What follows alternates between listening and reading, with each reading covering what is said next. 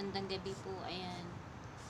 Buti may tinapay pa akong natira. Ayan yung mga kuting dito na lagi naghihintay sila. Gutom na gutom ay. Ayan oh. Tinapay lang po yung naibigay ko sa kanila.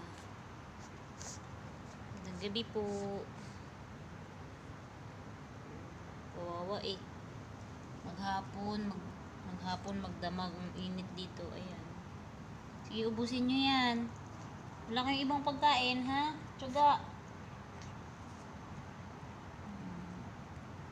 Buti na lang may mga kuting dito.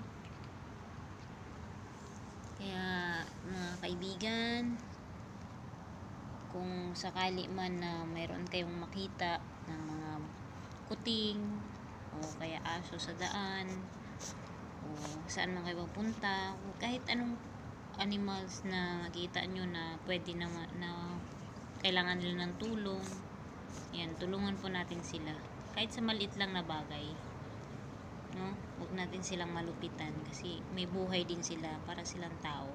Yan, diba? Nakakatuwa, nakakasigla sa pakiramdam. Yan, yan na, hindi naubos yung pagkain. Ubusin mo yan, very good ah. Naubos mo yan ah. Ito pa. Ayaw ng kapatid mong isa eh. Pilihan nyo, maraming langgam. Lalanggamin lang yan. Ikaw, ayaw mo na. Ayan.